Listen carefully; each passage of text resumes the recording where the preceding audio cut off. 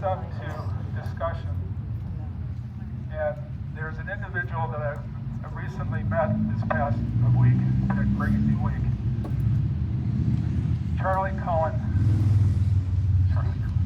Steve Cohen is Charlie Kirk's doctor from Phoenix, Arizona, who happened to be here this past week. Steve has some wonderful stories to tell, and I'm going to turn the mic over to Steve.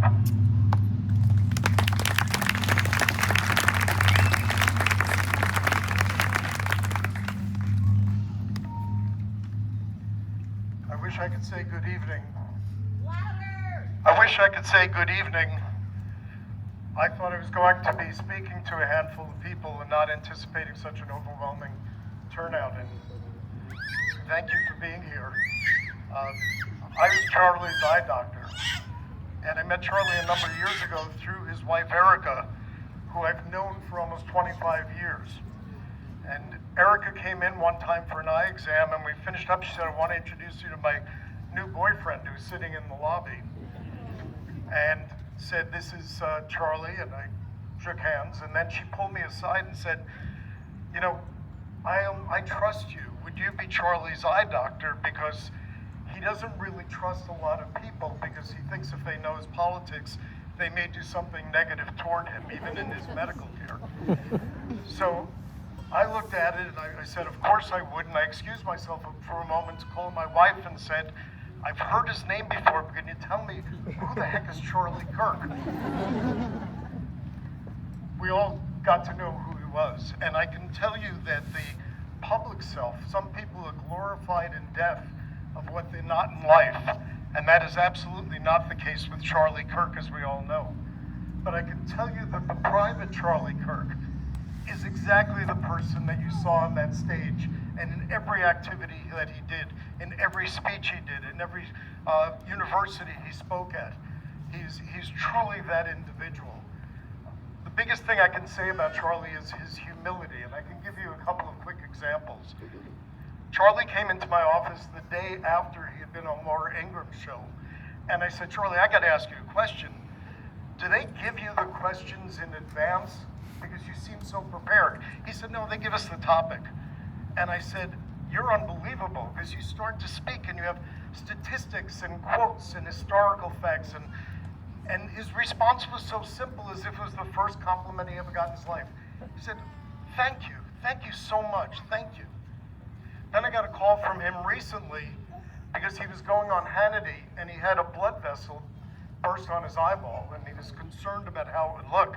He said, "Can you give me anything?" I said, "Unfortunately, Charlie, I can give you a whiteout, but that's about all that's going to work." So he went on the show, and afterwards I texted him and I said, "Charlie, you were fabulous as always, and you could barely even see it." And he said, "Oh my goodness, I'm so relieved." Charlie was so concerned about how things, he wanted everything to be just right, everything to be perfect. When Erica met Charlie, some of you may know the story that Erica was applying for a job. And very quickly, Charlie said, "I'm not hiring you. I'm going to date you." And all of his friends looked at Erica and said, "Buddy, she's way out of your league. You don't stand a chance." Marcy and I got to go to their wedding. And I have to tell you that being there felt like what it must have felt in the early 60s with the Kennedys.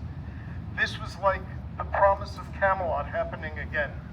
When they walked in the room, the way they interacted with people, and we foresee a future in which potentially they could wind up being Camelot in the White House. As a matter of fact, Eric and I had a running joke, because she said she didn't want me to retire, she wants me to always be her eye doctor. And I said, "Okay, and when you're in the White House, I'll make a house call, but I must have the Lincoln bedroom." Erica and I had lunch a few months ago, and topics were all over the place of behind the scenes, what happened with the election and the inauguration and what's going on in the Trump family and everything else. But one of the topics that came up is I mentioned that one of Charlie's security detail came into my office. Now I have to tell you, in case you haven't noticed, I'm not a football player size. This was a walking wall that walked in that would probably make football players quake in their boots. And I said to Erica at lunch, I said, "Oh, I met one of Charlie's security guy. She said, no, that's my security guy. Because Charlie said when he left town, he was concerned about the safety of his family. They wound up, once the success started to come in, they wound up building a beautiful home in a very, very elite area of Scottsdale called Silverleaf. And the second night they were there, in the middle of the night, Charlie woke Erica up and said, honey, I don't feel safe. I don't feel safe here. Well, shortly after that, they wound up moving to a high-rise condo because he was concerned about that. Now, there have been a lot of discussions about security. Keeping in mind, this is not a government, didn't have Secret Service to be able to go and check buildings and all of that the way we would expect if it was the President of the United States. But he had a security detail of 14 people. One was always on stage. If you watch the videos, the gentleman stands behind him, same person. He was the head of the security detail.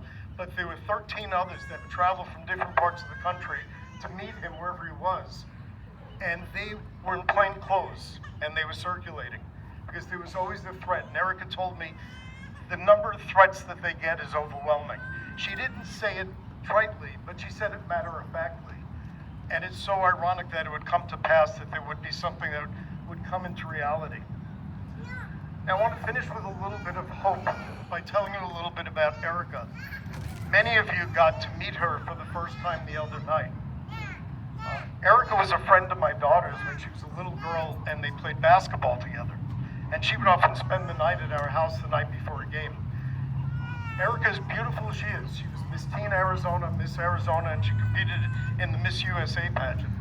As beautiful as she was fierce on the basketball court. And she had what we called her game face.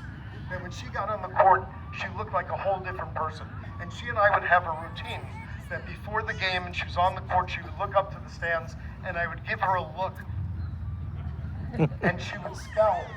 And then she would play with a ferocity that was overwhelming, considering this sweet, adorable, genuine, beautiful young girl who's become a sweet and wonderful and beautiful woman.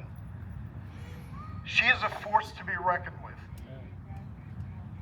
If Erica Kirk decided that she wanted to focus on raising her kids, now to everyone it's Charlie and Erica Kirk. To me it's Charlie and Erica and Gigi and Mac, who they call the General, because his name is MacArthur.